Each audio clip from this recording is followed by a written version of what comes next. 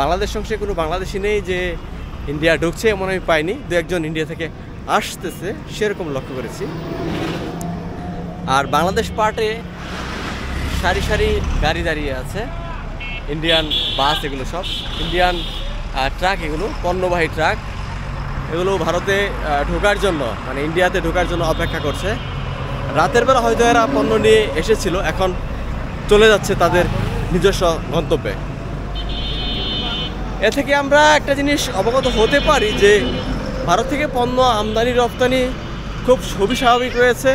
এখানে customs clearance সবই খুব স্বাভাবিক রয়েছে, খুব সুন্দরভাবে এগুলো হচ্ছে। কেবলমাত্র মানুষ ভারতে প্রবেশ করতে পারছে না, যদি চাও পারছে না। এবং বাংলাদেশিরা কিন্তু এখন অনেকেই ভারত বিরোধিতা কিছু বিষয় লক্ষ্য করা যায়, দিল্লি না ঢাকা, এ ধরনের একটা স্লোগান আমরা ইদানিং দিচ্ছি। কাজে হয়তো আমাদেরও আগ্রহ কম রয়েছে ইন্ডিয়াতে ঢোকার, বা যাদের প্রয়োজন রয়েছে তারা তাদের প্রয়োজনীয় কাজটাও কিন্তু করতে পারছে না। পার্শ্ববর্তী দেশের সাথে আমাদের সম্পর্কটা ভালো হোক, স্বাভাবিক হোক, এটা আমরা যেমন চাইবো সবসময়। প্রতিবেশীর সাথে সম্পর্ক স্বাভাবিক থাকলে সবারই লাভ হয়, নিজেরও লাভ হয়, প্রতিবেশীরও লাভ হয়।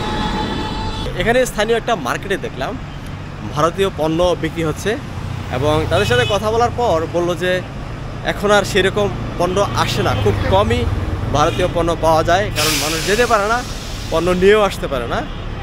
পণ্যের কিছু পলিসি রয়েছে যে আগে যখন ভারতে সহজে ঢুকতে পারতো তখন নিয়ে আসতে পারতো, অনেক রকম জিনিস মানুষ হাতে করে নিয়ে আসতো, সেগুলো এই বেনাপোলের বিভিন্ন মার্কেটে বিক্রি হতে আমি দেখেছি। কিন্তু এখন কিন্তু সেটা নেই, অনেক কমে এসেছে, মানুষ যেতে পারে না, তাই পণ্য কোত্থেকে আসবে, পণ্য আসার কোনো সম্ভাবনাই নেই। অনেক লম্বা সারি দেখতে পাচ্ছি, ট্রাকের সারি অনেক লম্বা, এরা সবই ভারতীয় ট্রাক মালামাল রেখে এখন আবার ফেরত যাচ্ছে। বাংলাদেশের কাস্টমস ক্লিয়ারেন্স কমপ্লিট করে তারা আবার চলে যাচ্ছে ভারতের দিকে।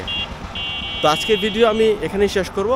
শেষ করার আগে একটু কষ্টের খবর দিয়ে যেতে চাই, সেটি হচ্ছে যে স্থানীয় লোকজনের সাথে কথা বলে এখানে জানতে পারলাম যে এখানকার ব্যবসা বাণিজ্য, নানান বিষয়, বিশেষ করে মানুষকে সাপোর্ট দেওয়া, দালালি যাকে বলে, দালালি, বিভিন্ন কেনা বেচা, নানা রকম কাজে কমপক্ষে 50,000 লোক জড়িত আছে।